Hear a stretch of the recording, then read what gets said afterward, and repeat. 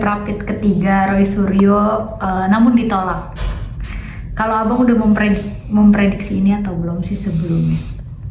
Ya, kalau saya memang kembali lagi mengikuti pertimbangan putusan Prapit yang kedua, di mana dinyatakan Prapit yang diajukan secara terpisah dan berangsur itu merupakan penyalahgunaan lembaga pra-peradilan dan merupakan upaya untuk menghindari bahkan dianggap menghalangi proses pemeriksaan pokok perkara, atau dalam bahasa hukum kita kenal obstruction of justice. Sehingga dari pertimbangan kedua itu saya memiliki pandangan seharusnya Prapit ketiga, 4, 5 dan seterusnya pun lebih kurang berisi sama ya.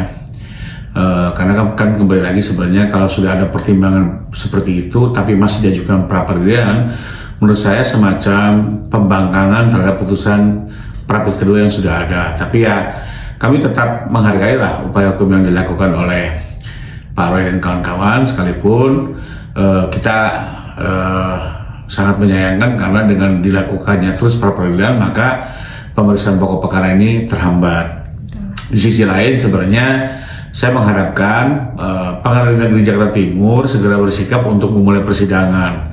Apalagi dengan adanya putusan pra-peradilan kedua, sebenarnya itu sudah bisa menjadi dasar untuk memulai persidangan.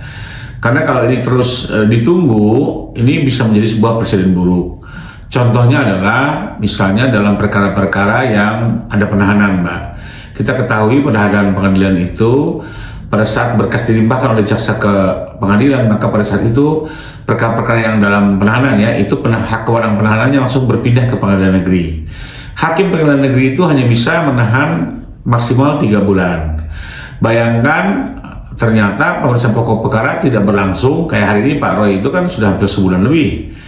Nah, kalau ini terus dilakukan oleh perkara-perkara lain untuk perkara-perkara tipikor atau kejahatan berat lainnya, di mana perkara sudah masuk ke PN, penahanan sudah beralih, tapi dilakukan pra-peradilan secara ulang-ulang, sampai misalnya dalam 1,5 bulan, 2 bulan belum bisa dimulai sidangnya.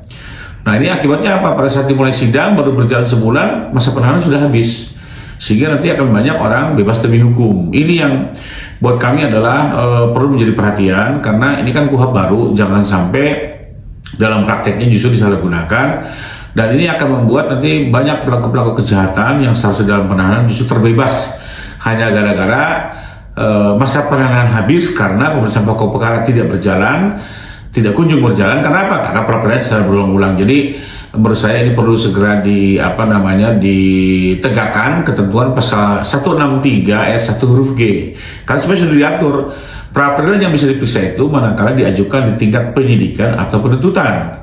Tapi kalau sudah masuk ke pengadilan itu sudah tidak boleh lagi pra-peradilan. Seperti dalam kasus Pak Roy ya.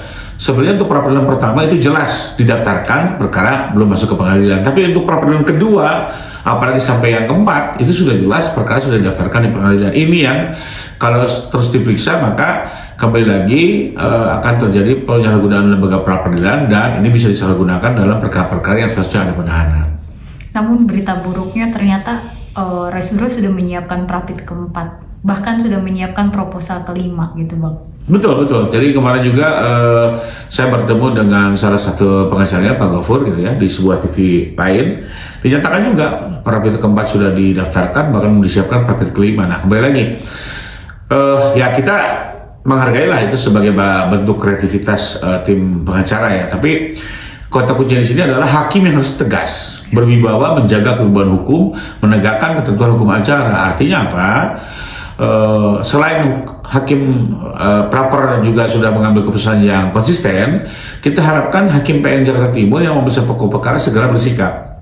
Ya. Karena kalau ini tidak juga bersikap, akibatnya bisa menjadi presiden ya. Presiden yang diikuti oleh tersangka-tersangka lainnya, khususnya yang tersangka-tersangka yang dalam kategori kejahatan berat atau luar biasa ya, di mana mereka bisa mengambil manfaat dari penahanan yang bebas demi hukum ya. Karena apa? Kembali lagi yang saya bilang tadi, pada saat berkas-berkas sudah didaftarkan di pengadilan, maka kewenangan penahanan ada di hakim. Hakim hanya punya kewenangan menahan 90 hari. Sementara sidang pokok perkara nggak bisa jalan karena pra-peradilan dilakukan terus sampai 5-6 kali. Akibatnya apa?